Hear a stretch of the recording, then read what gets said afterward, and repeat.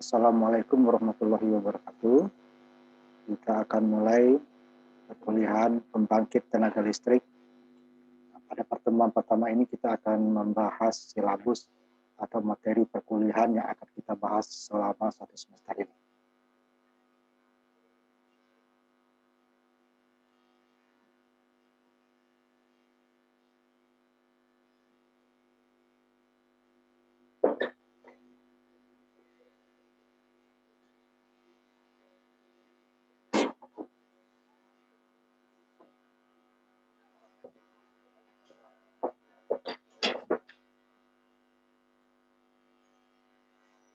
Pembangkit tenaga listrik ini adalah kuliah peminatan arus kuat atau sistem tenaga.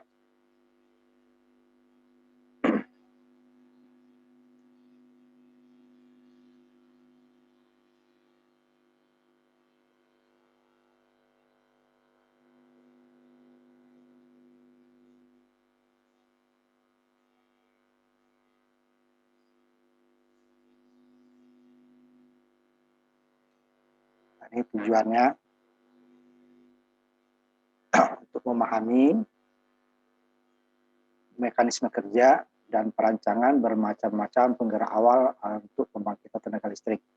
Kemudian memahami mekanisme kerja perancangan pembangkit tenaga listrik di antara lain PLTU, PLTA, PLTG, PLTD, dan PLTM.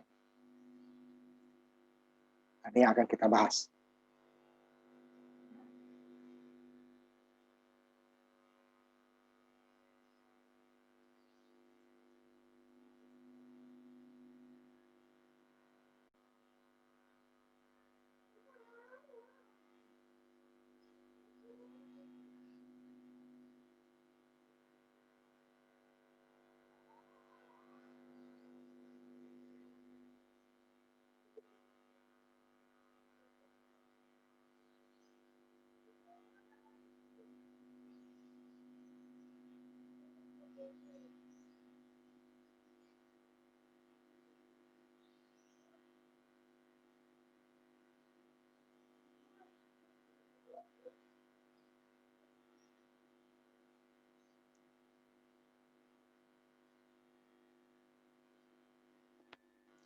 Materinya adalah dasar-dasar pembangkit, kemudian jenis steam tenaga uap, kemudian generator uap, turbin uap, pembangkit listrik tenaga diesel, kemudian ini yang dibirukan ini kalau ada waktu kita akan masuk gas, kemudian tenaga nuklir, dan pembangkit tenaga hidro.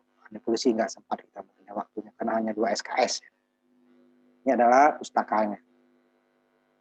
Pustaka ada beberapa buku, dan untuk pembangkit ini emang agak susah sedikit ya, bukunya terbatas.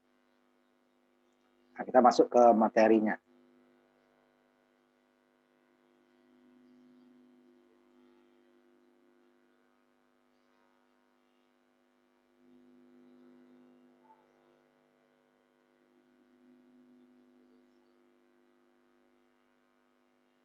Ini akan beberapanya akan saya skip saja ya, sebagai pengantar bisa dibaca sendiri. Nah, yang penting konsep. Untuk membangkit sebuah pembangkit tenaga listrik ada beberapa persyaratannya, walaupun ada beberapa yang bisa fleksibel ya. Seperti harus ekonomis karena dia umurnya harus panjang ya, kebutuhan masyarakat. Yang ramah lingkungan. Nah, ini nanti masalah polusi. Nanti akan kita lihat jenis-jenis dari pembangkit. Kemudian pembangkitnya apakah menggunakan energi konvensional maupun non konvensional. Yang non konvensional akan kita bahas sendiri dengan mata kuliah sendiri nanti. Ini pembagiannya. Non konvensional tadi, yang ini yang kita bahas di kuliah ini. Yang non konvensional nanti akan dibahas di pembangkit energi baru dan terbarukan.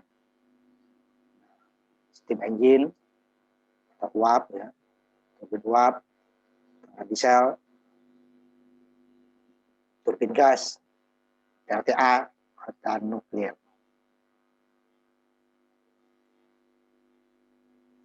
Ini yang dasarnya ya. Jadi disebut sebuah pembangkit listrik dapat didefinisikan sebagai mesin atau peralatan yang menghasilkan dan memberikan aliran energi mekanik atau listrik. Peralatan utama dari pembangkit tenaga listrik adalah generator, kemudian ada kopling, penggerak utamanya, generator, maka akan dihasilkan listrik. Nah, jenis penggerak utamanya akan menentukan jenis pembangkit listrik. Jadi, kalau dia digerakkan oleh uap, maka disebut pembangkit listrik tenaga uap. Kalau oleh diesel, disebut pembangkit tenaga diesel.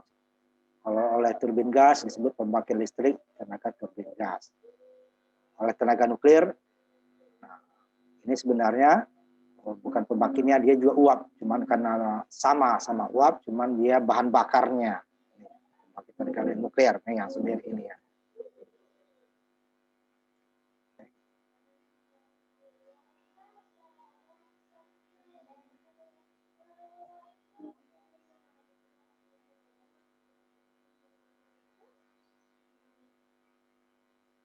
Ya, clear. Beda.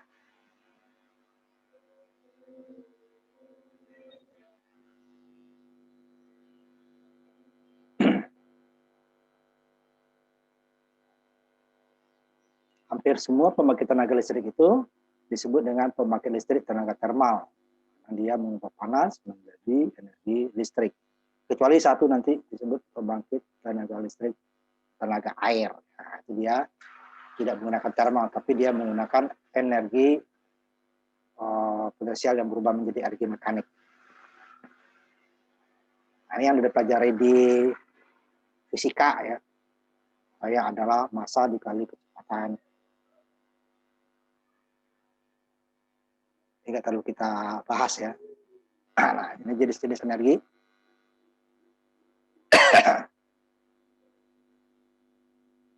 Di mana termasuk energi nuklir, energi listrik, energi termal, kimia, dan energi radiasi. Walaupun dari energi termal, dari energi nuklir, energi kimia, atau energi radiasi nanti bisa menghasilkan listrik, tentu dengan penggerak utamanya ya. Ini nuklir akan kita bahas sendiri nanti di pembangkit non konvensional ininya, terakhir nanti ya. Kita ada dua jenis, disebut fisi atau fusi. Satu melebur, satu adalah pembelahan sel. Yang banyak itu nanti adalah pembelahan sel ya. Jadi dia sama dengan uap. Sebenarnya nuklir itu. Cuman karena uap itu sudah ada dengan uap pembakaran bahan bakar, nah ini dia disebut pembangkit tenaga listrik. Walaupun ujung-ujungnya juga turbin uap.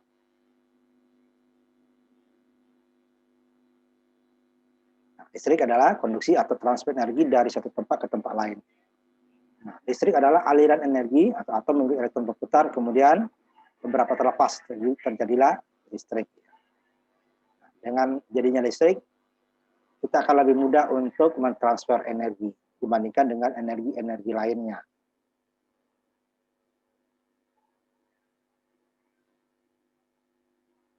Nggak usah kita lewat, skip saja ya. Nah, ini daya, ini yang penting untuk anak pembangkit tenaga listrik, ya, daya. Jadi yang sebenarnya yang kita bayar kalau kita menggunakan listrik ini adalah dayanya, bukan tegangan, bukan arus, walaupun dia berasal dari arus. Ya. Ini dayanya. Persatuan waktu itu yang kita bahas. Jadi pengertian daya adalah banyaknya usaha yang dihasilkan atau dipakai setiap satuan waktu. Jadi seperti di meter kita kWh gitu ya, itu disebut dengan energi satuan waktu. Kilowatt hour, dayanya di dalam waktu jam. Nah, itu yang kita bayar biasanya ke PLN. Nah, energi itu yang disebut untuk menghasilkan listrik. Nah, untuk menghasilkan listrik kita perlu energi. Untuk mendapatkan energi listrik kita juga berasal dari energi yang lain. Itu hukum kekekalan energi. Energi tidak dapat dihilangkan tetapi hanya dapat diubah. Jadi dari energi umpamanya dari mekanik, dari air potensial menjadi listrik, atau dari batu bara menjadi panas, panas menjadi uap, menjadi listrik. Jadi energi, untuk mendapatkan energi, kita juga sumbernya juga energi. Jadi tanpa ada energi, arti kita tidak bisa menghasilkan listrik. Nah, yang disebut uap, atau di masyarakat sering disebut PK ya, horsepower. Kalau ini horsepower, berbeda sedikit ya. Jadi horsepower HP itu tidak sama dengan PK, ada sedikit perbedaannya. 1 watt adalah 1 joule per second, persatuan waktu ya. 1 kilowatt adalah 1000 watt atau 1000 joule per detik. Sedangkan 1 megawatt itu adalah 1000 kilowatt atau 1 juta watt atau 1 juta joule per detik. Nah, ini 1 horsepower itu tidak sama dengan 1 kilo. 1 horsepower itu sama dengan 746 watt. Jadi jangan 1 kilo sama dengan 1 horsepower. Kemudian ini yang disebut PK. Jadi 1 horsepower itu lebih besar dari 1 PK. PK itu adalah bahasa Belanda ya, hampir sama ya, 1,014. PK itu sama dengan 1 horsepower. Jadi kalau 1 PK-nya lebih sedikit di bawah 746 watt. PK singkatan dari par dekraft, sama ya, daya kuda juga. 1 bahasa Inggris, 1 bahasa Belanda. Tetapi besarannya sedikit berbeda, tidak persis sama. Nah, yang perlu kita pahami. 1 PK bukan 1 kilo ya, lagi 1 PK bukan 1 kilo. Nah, setelah energi menjadi listrik, nah ini adalah bentuk yang paling nyaman atau paling mudah serbaguna dari energi. Nah, dia bisa dijadikan atau ditransfer ke tempat lain dan diubah menjadi energi bentuk lain. Ini adalah salah satu energi yang peningkatannya sangat cukup fenomenal ya, karena kebutuhan dari masyarakat dan kebutuhan dari industri. Di hampir semua bidang, industri dan pertanian, konsumsi listriknya akan bertambah. Sehingga nanti peningkatan kapasitas listrik itu salah satu indikator dari produktivitas dan pertumbuhan dari suatu negara. Semakin sedikit kapasitas listriknya, jadi produktivitas dan pertumbuhannya akan rendah. PDB itu ditentukan oleh kapasitas listrik yang tersedia di suatu negara. Makanya listrik merupakan salah satu prioritas tinggi dalam suatu program pembangunan. Nah, ketersediaan listrik di suatu tempat ini disebut dengan konektivitasnya ya, berapa persen dia. Jadi kalau itu Pulau Jawa itu dia di atas 90%. Ya. Ini yang dikejar oleh pemerintah sekarang. Ini sedikit sejarah tenaga listrikan di Indonesia. Ringkas saja ya. Ini mulai dari zaman Belanda, itu dia untuk kepentingan usaha mereka dulu ya, bukan untuk masyarakat. Karena mereka punya industri-industri, punya perusahaan yang memerlukan energi dari bangun listrik untuk keperluan sendiri sebenarnya. Setelah di Jepang ya, bahasa Jepang, kemudian setelah Indonesia merdeka diambil oleh pemerintah Indonesia, kemudian diserahkan ke pemerintah. Ini namanya berubah-ubah dari awal dulu ya. Sampai sekarang pembangkit listrik tenaga negara ya, PLN. 25 ini masih berbentuk jabatan listrik dan gas dicampur. Sekarang gas terpisah ya. Awalnya hanya 157 megawatt.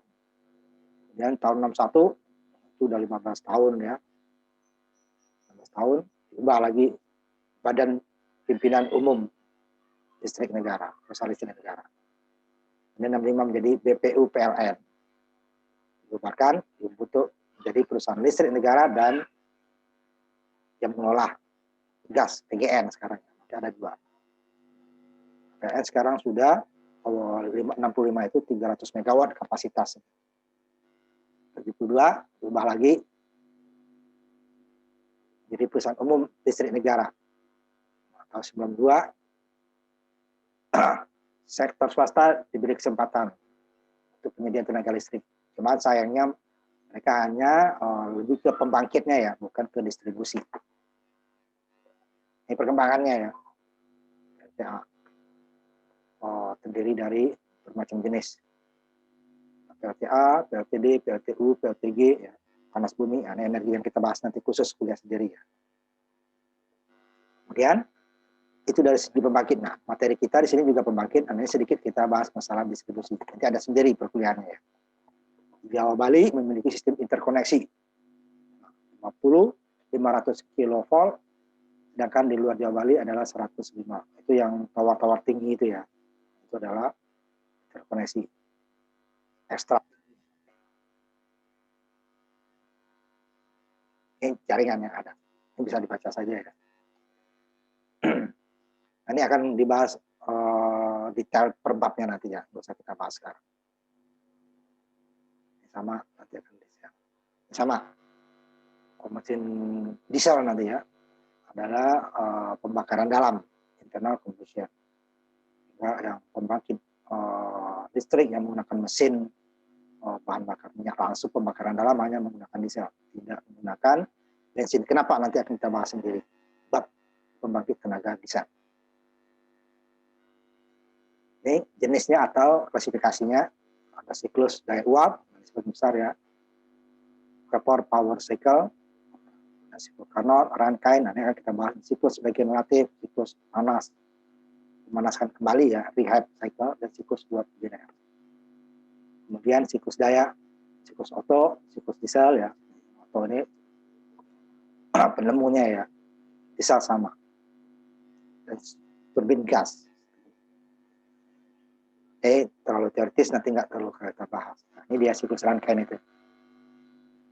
Satu kali, jadi dari pembangkit ke turbin, kemudian ke beban, hasil dari turbin didinginkan lagi, baru dipompa lagi masuk. Nanti isinya akan kita bahas khusus sendiri nanti. Ini dia masalah tekanannya. Dari A ke B dulu, dia pembakaran, kemudian penguapan, kemudian pengembunan.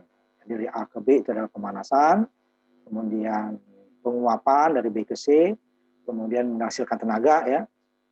Kemudian dari C ke D adalah pengembunan, jadi uap diembunkan lagi supaya jadi air lagi. Kemudian dikirim lagi ke A, itu seterusnya siklusnya. A ke B, pemanasan, panas dia akan menguap hasilkan tenaga. Setelah tenaga, dia didinginkan supaya menjadi cair, kalau tidak uapnya akan menghalangi uap yang datang lagi, tekanan yang datang. Jadi cair, dia akan menjadi air, airnya masih panas ya, dimasukin lagi ke tangki. Ya bisa langsung dari uap ini masukin ke sini lagi, akan menolak ya tenaganya di sini akan panas, akan kalah sehingga jadi air dipompa. Nah itu sistemnya, ini bisa dibaca. Rangkaian enggak pemanasan kembali, jadi hasil dari tenaga yang dihasilkan tadi tidak langsung didinginkan, tetapi dipanaskan lagi. Itu memerlukan lagi sumber energi ya. Nah, di sini. Jadi ada dua turbinnya. Ini sama, pertama dipanaskan, jadi generator, dipanaskan. Kemudian sistemnya akan menggerakkan turbin high pressure ya. Nah, hasil dari sini tidak langsung ke kondensor, tapi dipanaskan lagi, baru ke low pressure.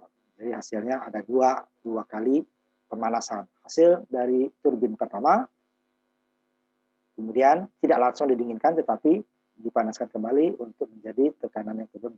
Ini juga ada load-nya, powernya di sini ya, hasil tenaganya. Jadi pertama menghasilkan listrik, hasilnya tidak langsung didinginkan uapnya, tetapi dipanaskan lagi menjadi uap untuk turbin yang kedua. Disebut low pressure turbin, berarti tenaganya lebih sedikit ya, karena dia hasil sisa. Kalau ini adalah hasil steam utama. Sehingga di sini kondensornya bekerjanya lebih ringan. Dan kita dapat dua tenaga dari horsepower turbin sehingga low power turbin, ada dua. Jadi energinya tidak langsung dibuang atau didinginkan, tetapi menjadikan ini ditadikan. Ini sama, pemanasan, dapat tenaga. Setelah tenaga bukan didinginkan langsung, tapi dipanaskan lagi. Nah, panaskan lagi, baru nanti didinginkan, ini baru dia kembali jadi air. Jadi 2 kali pemanasan. Ini pemanasan air umpan sama, mirip-mirip lah ya.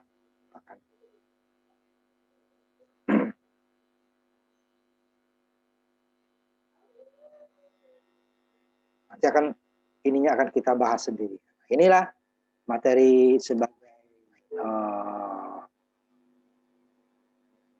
pengantar ya untuk pembangkit tenaga listrik. Nah, nanti akan minggu besoknya akan kita bahas bab-bab yang selanjutnya. Nah, ini tadi ya, ada beberapa.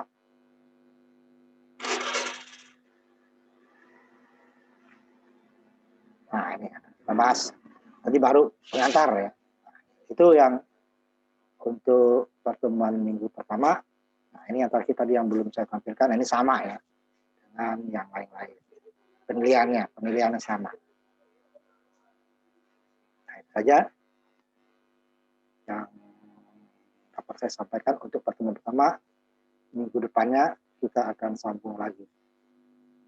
Terima kasih. Assalamualaikum warahmatullahi wabarakatuh.